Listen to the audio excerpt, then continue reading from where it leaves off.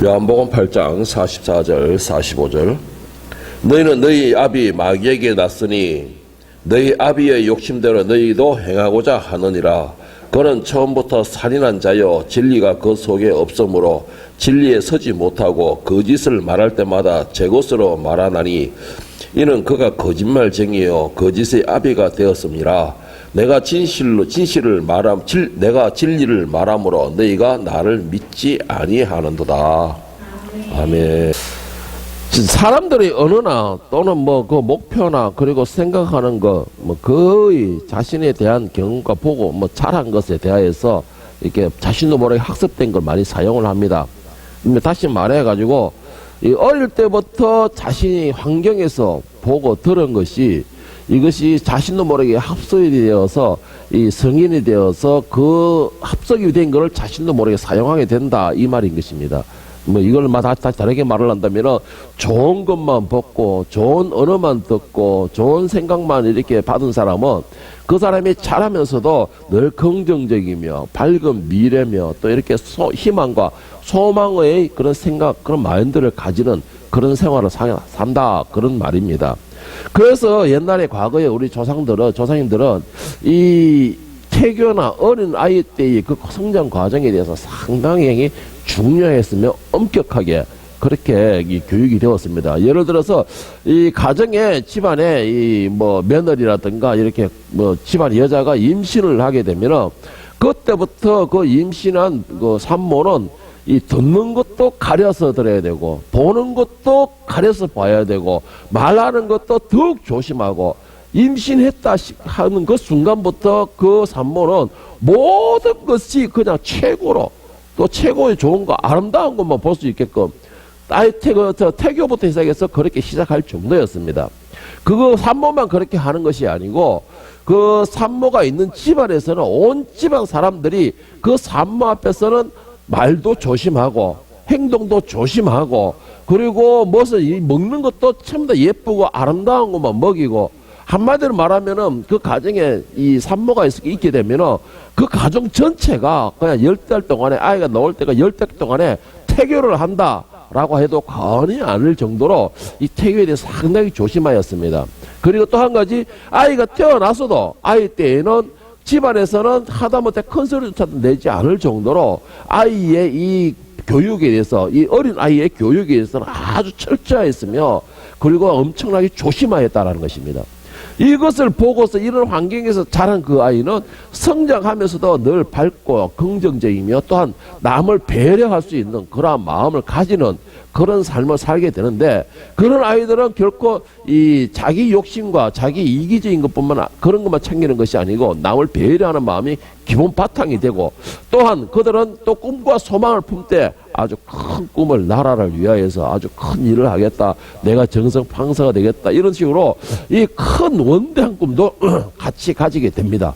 이것이 바로 성장했을 때의 과정이고 또 더 무엇을 들었느냐 어떤 말을 사용하느냐 이것에 따라서 또 무엇을 보고 자라는가 이런 것에 따라서 그 아이의 성장이 어느 정도 결정이 된다라고 그렇게 볼 수가 있습니다. 그래서 오직 속담에 보면 이런 말도 있죠. 될 잎은 떡잎부터 안다 이런 말이 어릴 때부터 그게 싹이 나올 때부터 그것을 보면은 그 싹이 어떻게 될 것인가라는 걸 알 수가 있다라는 겁니다. 그런데 반대로 이 악한 말을 하고 악한 것을 보고 살아온 사람들은 자신이 보고 들었던 것을 자신도 모르게 학습하고 그것이 생활에 나타나게 됩니다. 자신도 모르게 사용하게 된다라는 것이죠. 그래서 이런 사람들은 이 악한 언어라든가 남을 대적하는 거나 뭐든지 이렇게 좀 부정적인 생각 이것이 자신도 모르게 자연스럽게 그것이 나옵니다. 자연스럽게 습관처럼 나오게 된다는 것이죠. 더욱 심각한 것이 뭐냐면은 이런 사람들은 이런 환경에서 자라고 이런 걸 듣고 자라고 이런 걸 보면서 자란 사람들은 자신들이 죄를 지었을 때에도 그것이 죄에 대한 그런 인식이 없고 죄의식에 대한 죄책감도 거의 없다라는 것입니다.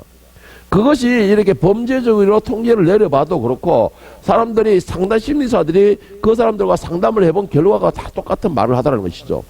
어릴 때부터 부정적이고 어릴 때부터 남을 피해를 주고 어릴 때부터 모든 환경에서 자기 위주로 살아간 사람은 그 사람의 생활의 습관에서 나타난다라는 것이죠. 그게 그럴 정도로 이 더욱 심각한 것이 뭐냐면은 사람에게 피해를 주거나 죄를 지었으면 누구든지 간에 죄의식이 있어야 되잖아요. 나는 죄를 지었구나 그런 죄의식. 그런데 그것이 없이 당연한 것처럼 생각하는 겁니다. 그것을 그냥 내가 내 위주로 내가 편한 대로 살았다는 것이죠. 뭐 그거는 굳이 뭐 남들이 이야기를 보지 않더라도 우리가 운전을 해봐도 알 수가 있습니다. 운전을 해봐도 이거는 법규도이고 이거는 다른 사람에게 피해를 주고 위험하고 그렇게 정말 엄청난 그런 과정을 밟게 했으면서도 오히려 그 사람이 더 큰 소리 치고 폭력을 행사하는 경우가 엄청나게 많습니다. 요즘에는 제가 요즘 한문철의 블랙박스인가 그거를 가끔씩 한 번씩 봅니다. 저 그거 보니까 너무 부정적인 생각이 들고 너무나 이게 좀 이 세상에 대해서 안 좋은 것만 보게 돼가지고 이 비관적인 것만 보게 돼가 잘 안 보는데 어쩌다 한 번씩 이렇게 제목 보고서 한 번씩 보는데 정말 기도 안 찹니다. 기도 안 차. 자기가 박아놓고는 큰 소리 치가지고 오히려 법으로 소송을 걸어봅니다. 자기가 박아놓고 또 괜찮다 그래놓고는 그래 서로가 합의를 받아놓고는 뺑소리로 신고를 해버려요. 정말 이거는 완전히 사회에서 이런 말 하면 안 되겠지만 거의 말종이라 싶을 정도로 그런 사회적인 분위기가 너무나 많고 그러다 보니 그런 걸 자꾸 보다 보니 제가 거의 운전이 하기 싫어져가지고 운전을 잘 안 하는 편인데 하여튼 이 세상이 자기가 어릴 때부터 무엇을 보고 자랐느냐에 따라서 그 사람의 열매가 보여진다라는 것이죠. 그래서 오늘 요한복음 8장 44절에 보면 예수님께서 뭐라고 말씀하셨느냐.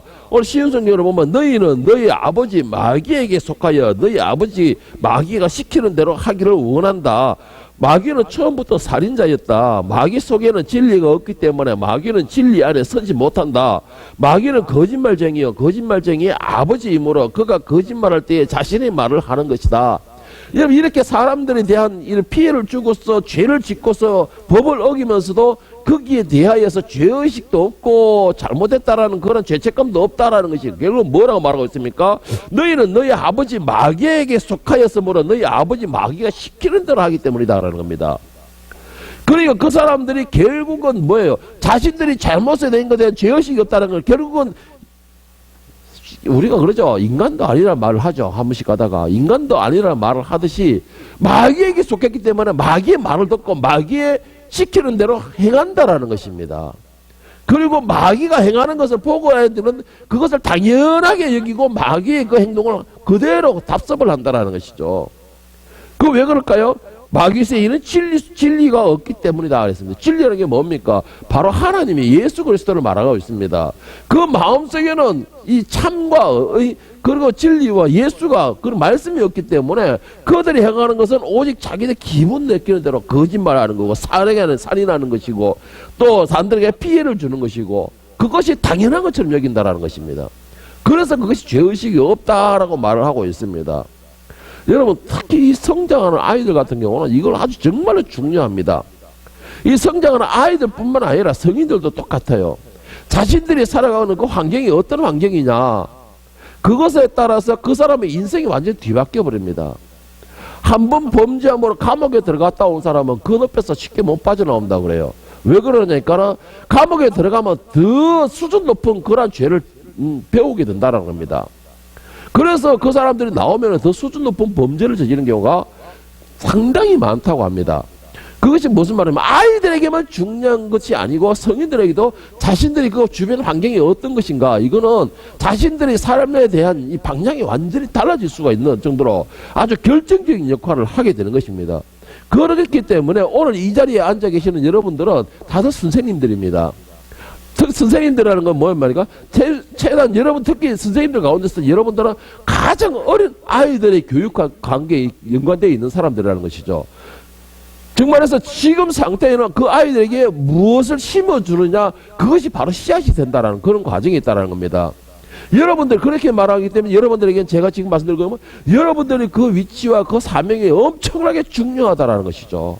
여러분들이 어떤 언어를 사용하느냐 여러분들이 언어만 사용하는 건 아니에요. 보여지는 것만 행동만 말하는 게 아닙니다. 여러분들이 어떤 언어를 사용하고 어떤 모습을 보여주며 또 나아가서는 여러분들이 어떤 생각을 하느냐 그 생각조차도 아이들이 배워간다는 겁니다. 여러분들 그걸 모르죠. 아이들을 가만히 성장하는 거 보면 여러분의 생각을 그대로 배워갑니다. 그걸 자신도 모르게 인지를 한다는 것이죠. 전에 지영이가 한번 그런 말을 하더라고요. 어떻게 아이들이 나하고 똑같이 닮아갑니다. 왜 그러냐? 아이들이 내 생각을 알고 배우기 때문에 그런 겁니다. 그래서 그 아이들의 행동 듣고 배우는 학습과 배웠던 그것을 자신도 모르게 행하게 되는 거고, 그러면서 선생님을 그대로 배워가는 거예요. 그것이 행동만 아니고 말도 언어도 같이 배워가는 겁니다. 그래서 그 사람의 행동, 그 사람의 본이 되는 멘토가 누구인가는 엄청나게 중요한 것입니다. 오늘 본문에 요한복음 8장 37, 38절에 보면 예수님께서는 뭐라고 하시냐? 나도 너희가 아브라함의 자손인 줄 아노라. 그러나 내 말이 너희 안에 있을 것이 없으므로 나를 죽이려 하는도다. 나는 내 아버지에게 본 것을 말하고 너희는 너희 아비에게 들은 것을 행하느니라. 여러분은 무엇을 들었습니까? 어떤 말을 들었습니까? 어떤 것을 봤습니까? 오늘 예수님께서는 뭐라고 말했습니까? 그 사람의 출생이 중요한 게 아니라는 것이에요.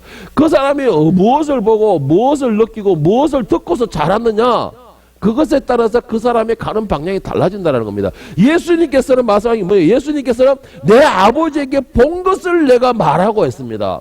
그래서 예수님께서는 늘 말씀하고 또 행동하시고 돌아봤던 것이 하나님의 그 마음을 품은 그대로 행하셨다는 것이죠. 뭐예요? 복음을 전하시고 병든 자를 치료하시고 그들을 보면서 힘들어하는 자를 보면 안타까워하시고 사랑을 베풀어 주시고 하나님의 마음이 바로 이런 마음으로 우리에게 지금도 함께하고 계신다는 겁니다. 그래서 예수님께서도 그것을 본 그대로 우리에게 행하셨다라고 말씀을 하시고 있는데, 그런데 반대로 마귀의 마음을, 마귀의 생각을, 마귀의 하는 것을 따라서 행하는 자에게는 그 속에 진리라는 것이 있을 수가 없다는 것이죠. 왜 그럴까요? 그것은 진리라는 것을 접해보지 못했다라는 말이게 된 겁니다. 오늘 말씀은 그런 거예요. 진리라는 것을 접해보지 못했다. 정말 참이나 의나 이런 선이라는 것을 접해보지 못했기 때문에 이것을 행할 수가 없다라는 것이죠. 왜 그럴까요? 그것은 내가 마귀에게 들었던 것이 오직 악한 말, 부정적인 말, 불평하는 말, 원망하는 말, 대적하는 것, 그런 것만 보고 들었기 때문에 그것을 행하게 된다는 말입니다. 여러분, 아이들의 모습을 보면은 그들의 스승이 누구인가, 그들의 스승이 어떤 스승인가, 그리고 아이들의 모습을 보면은 그들의 부모가 어떤 사람인가라는 것을 거의 그냥 들여다 보입니다. 거의 들여다 보입니다. 그래서 그 아이들에게나 그 환경이 어떤 환경이냐는 정말로 중요합니다. 여러분, 그 환경에 따라서 사람의 얼굴도 변한다는 거 여러분 아십니까? 태어날 때는 부모의 형상을 닮고 태어나지만 그 아이가 자라면서 얼굴이 만들어지면서는 그 아이의 환경에 맞춰서 얼굴이 변하게 됩니다. 모습도 변하게 돼요. 눈도 변하게 됩니다. 여러분, 그것을 볼 때는 그 사람의 스승이나 그 부모들은 책임감을 느껴야 돼요. 책임감을 느껴야 됩니다. 그래서 아이들 앞에서는 모든 것을 조심해야 되고, 또 아이들뿐만 아니에요. 내가 속해 있는 그 어떤 곳에서든 간에 그곳에서는 내가 뭐 말을 하도록 조심해야 되고, 또 무슨 행동을 하더라도 조심해야 되고, 그것이 곧 내가 다른 사람들에게 지침이 될 수가 있기 때문인 것입니다. 여러분, 성경을 볼 때에 많은 아이들이 잘하는 모습들이 나옵니다. 그리고 그 아이들의 부모에 대해서도 소개를 합니다. 저는 그 중에서도 정말 눈에 띄는 아이가 하나가 발견하게 돼요. 정말 눈에 띄는 아이가 하나가 있는데, 그거는 누구냐? 바로 아브라함의 아들 이삭이라는 사람입니다. 이 이삭이라는 사람과 아브라함의 아들 이삭이, 왜 저는 그렇게 이삭이 이렇다가 뭐 특별한 이런 업적을 남긴 사람은 아닙니다. 특별한 업적을 남긴 사람은 아니지만 이 이삭이라는 사람이 그 믿음과 성장과 생활 과정을 딱 보면 특별한 건 없지만 한 가지 주목할 게 하나가 있습니다. 아버지의 신앙을 그대로 받았구나, 아버지의 믿음을 그대로 받았구나, 그런 것을 엿볼 수가 있습니다. 이 아브라함의 신앙은 뭐냐? 아브라함은 하나님께서 명령하시고 말 한마디에 그는 70년을 넘게 생활했던 고향을 과감하게 떠나는 그러한 믿음의 행동을 보이게 됩니다. 창세기 12장 1절에서 5절에 보면 아브라함이 고향을 떠나는 장면을 기록하고 있는데, 여호와께서 아브라함에게 이르시되 너는 너의 고향과 친척과 아비 집을 떠나 내가 너에게 보여줄 땅으로 가라. 이 아브라함이 여호와의 말씀을 따라갔고 롯도 그와 함께 갔으며 아브라함이 하란을 떠날 때에 75세였더라. 아브라함이 그의 아내 사레와 조카 롯과 하란에서 모든 모은 모든 소유와 얻은 사람들을 이끌고 가나안 땅으로 가려고 떠나서 마침내 가나안 땅에 들어갔더라. 아브라함은 75세, 정말 70세가 넘어서 이제는 자리를 잡기를 원하는 그 인간의 본성에서 떠나서 고향을 자기를 보호해 줄 것을 과감하게 떠나게 됩니다. 이거는 어떤 결정이냐면은 목숨을 거는 그런 결정이었습니다. 그리고 아브라함은 또 하나님의 말씀에 의지하여 그대로 행하게 됩니다. 이거는 정말로 정녕 아주 심오한 믿음이라고 볼 수가 있죠. 그리고 순종이라고 볼 수가 있습니다. 당시 아브라함 시대에는 하나님의 말씀이 그렇게 주권을 잡고 있지 못한 시대였습니다. 왜? 아브라함의 집조차도 우상을 만드는 그러한 집이었기 때문에 그런 과정에서 아브라함이 하나님의 말씀 하나만 붙들고 이제는 자리를 잡아야 그 나이에 과감하게 떠났다는 것은 엄청난 믿음이고 또 엄청난 순종이라고 볼 수가 있는 겁니다. 그런데 아브라함이 이렇게 하나님의 말씀에 적극적인 순종의 모습과 또 그의 평생이 남은 평생이 하나님과 동행하는 모습을 자랐던 그 이삭은 어떻겠을까요? 그 이삭도 역시 그 아버지의 신앙 아브라함의 신앙을 닮아가다 자기도 모르게 어렸을 때부터 보았고 보고 듣고 행하던 모습을 그것을 자신도 모르게 학습함으로 자신도 모르게 그것을 배웠던 것이죠. 그 증거가 뭐냐면 이 창세기 22장 1절에 13절을 보면은 아브라함이 하나님 앞에 정말 인생 절대에 가장 뭐랄까요? 큰 난관이라고 할 수 있고 시험이라고 할 수 있는 그런 명령을 하시게 됩니다. 그 일 후에 하나님이 아브라함을 시험하시려고 그를 부르시되 아브라함아 하시니 그가 이르되 내가 여기 있나이다. 여호와께서 이르시되 너의 아들 너의 사랑하는 독자 이삭을 데리고 모리아 땅으로 가서 내가 너에게 일러준 한 산 거기서 그를 번제로 드리라. 아브라함이 아침에 일찍 일어나 나귀의 안장을 지우고 두 종과 그의 아들 이삭을 데리고 번제에 쓸 나무를 쪼개어 가지고 떠나 하나님이 자기에게 일러주신 곳으로 가더니 여러분 아브라함이 이삭을 얻은 건 100세에 얻었습니다. 그런데 하나님께서 너를 그 100세에 얻은 사랑하는 그 독자를 나에게 제물로 바쳐라 하니까 아브라함이 하나님에 대해서 왜요? 뭐 어떻게? 그럴 수 없, 한마디 말이 없습니다. 그 다음에 바쳐라, 너에게 제물로 바쳐라 라고 말을 하고 나니까 이제는 바로 아브라함이 오니까 여호와께서 이르시되 내가 다 일러준 산에 가서 범죄로 바치라 하니까 3절에 보면 뭐라고 했냐? 아브라함이 아침에 일찍 일어나 나귀의 안장을 고민했다는 말도 없습니다. 그냥 그대로 순종했다는 말이에요. 그런데 여기는 아브라함이 이제 하나님에서 나와가지고 지금까지 하나님과 함께하면서 하나님의 은혜를 경험하고 자비를 경험하고 보호하심을 경험했기 때문에 아브라함 믿음도 대단하다고 볼 수 있지만 그래도 대단하죠. 그런데 7절부터 나오는 건 이삭의 모습이 나옵니다. 이삭이 그 아버지 아브라함에게 말하여 이르되 내 아버지여 하니 그가 이르되 내 아들아 내가 여기 있노라. 이삭이 이르되 불과 나무는 있거니와 번제할 어린 양은 어디 있나이까? 이제 묻게 되죠. 번제하러 제사 드려간다는 게 제물이 없다라는 거예요. 그러니까 8절에 뭐라고 해요? 아브라함이 이르되 내 아들아 번제할 어린 양은 하나님이 자기를 위하여 친히 준비하시리라. 아브라함은 하나님을 믿고 있었던 겁니다. 그러니까 절대 반문도 없었다라는 것이죠.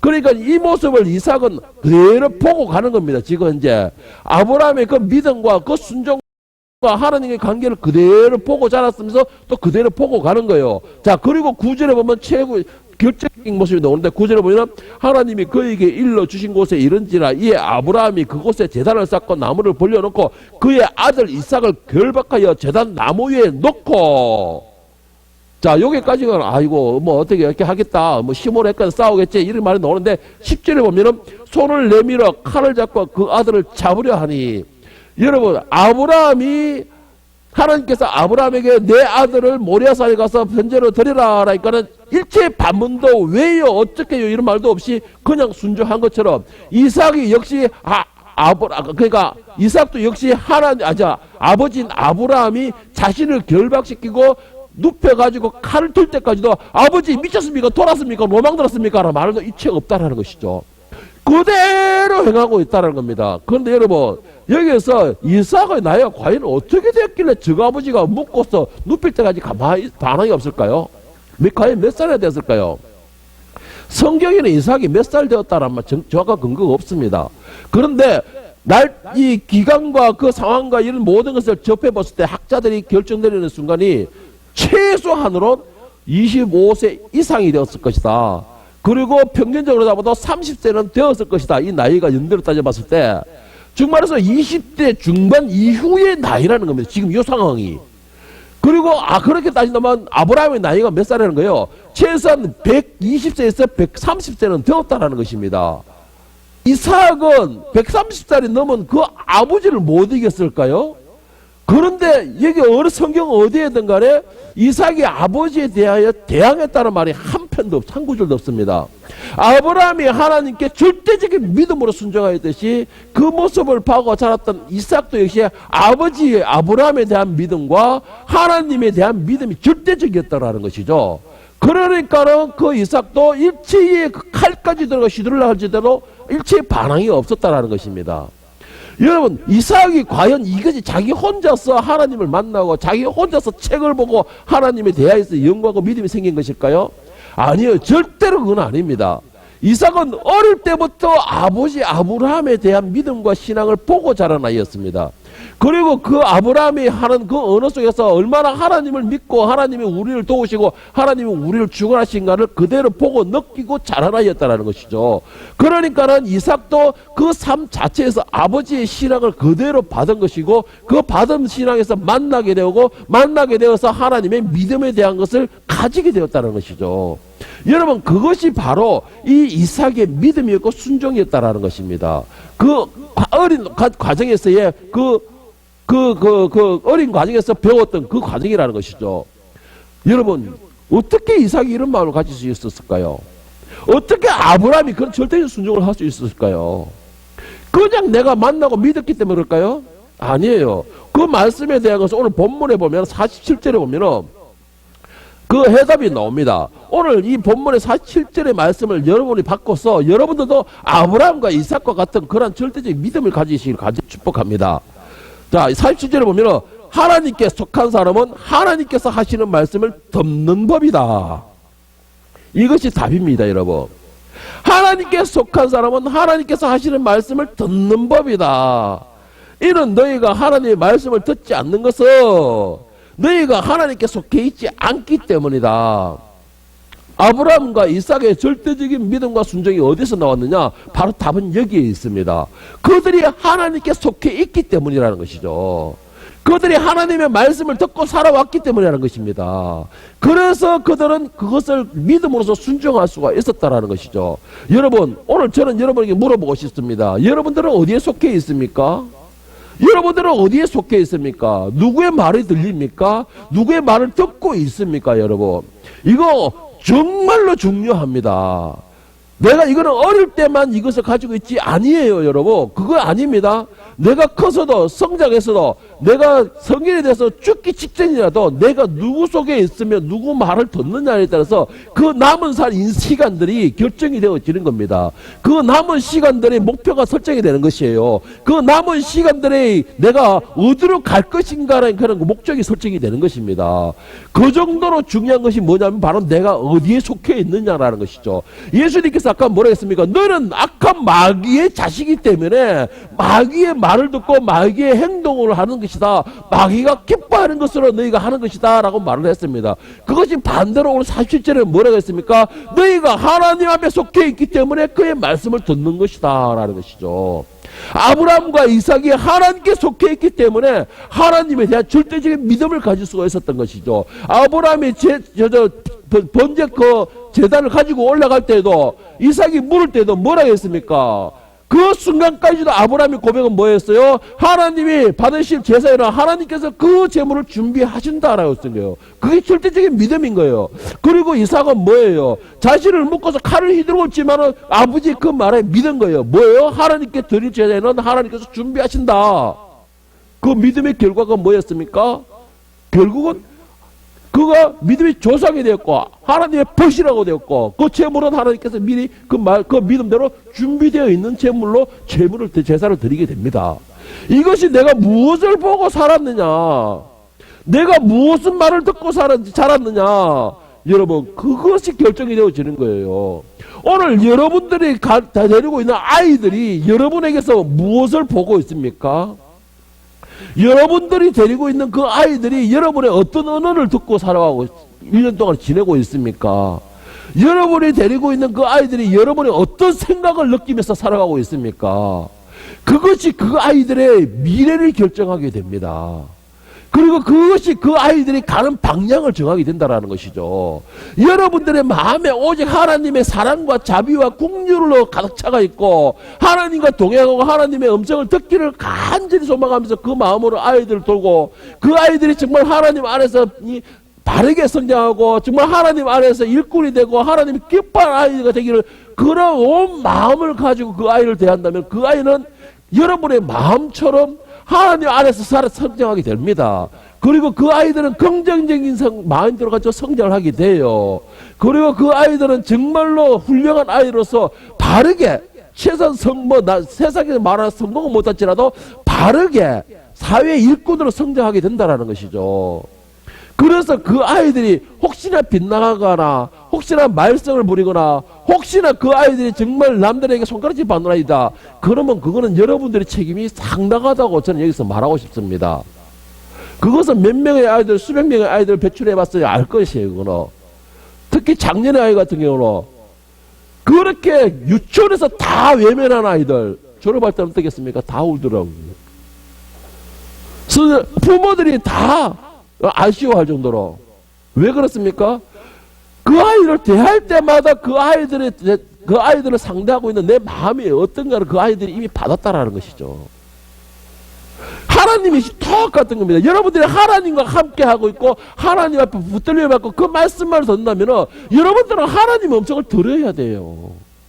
그 하나님의 마음을 여러분이 품어야 돼요. 성경에 뭐라고 했습니까? 하늘에 계신 너희 아버지가 온전하신 것 같이 너희도 이 땅에서 온전하라 그랬습니다. 그 온전하라는 말 뜻이 뭐라고 했습니까? 그것이 성인들이 하는 그런 수준의 생활을 하라는 것이에요.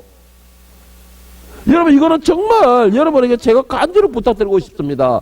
최소한 여러분들이 아이들에게 말할 때, 그 아이들을 볼 때, 그 아이들을 손잡을 때, 그 아이들을 안을 때에 최소한 하나님의 마음을 그 순간만이라도 하나님의 마음으로 안아주고 대화하고 이야기를 하시기를 바랍니다.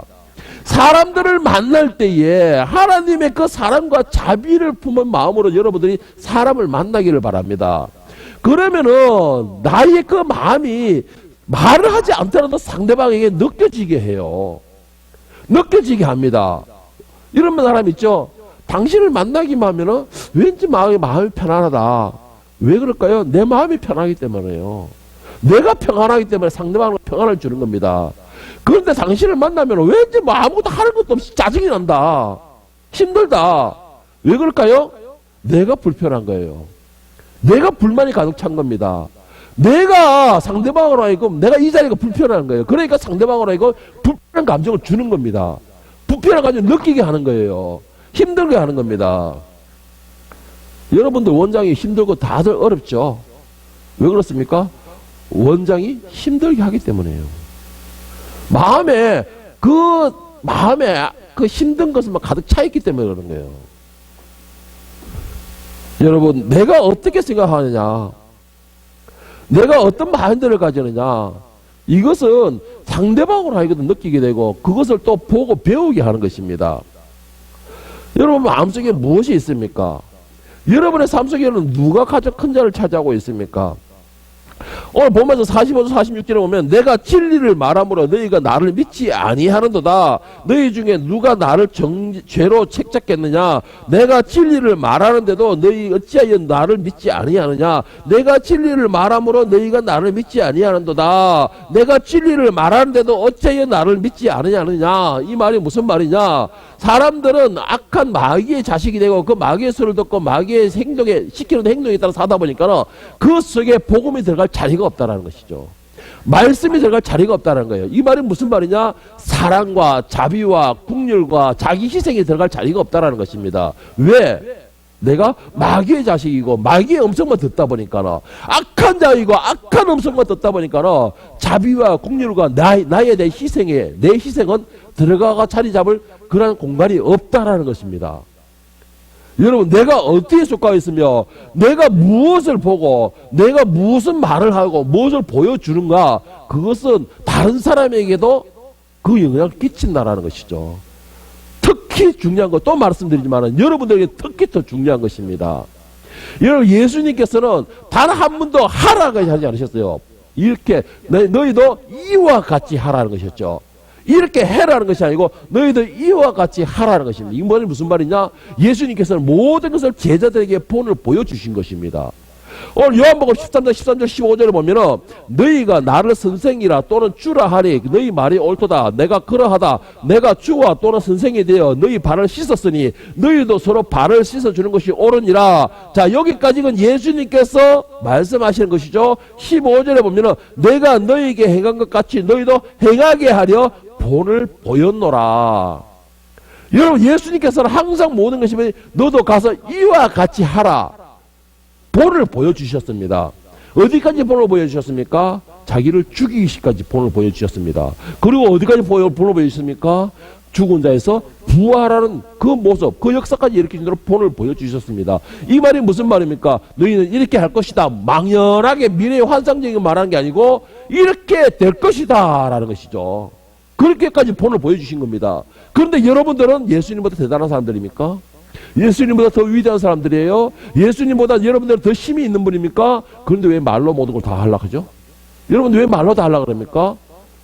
여러분들 본을 먼저 보여주세요. 여러분들이 먼저 보여주고 이렇게 하는 거야. 다른 친구들에게는 이렇게 하는 거야. 여러분 본을 보여주시길 바랍니다. 그 본이 아이들에게는 더 큰 효과의 교육 효과가 있다는 것이죠.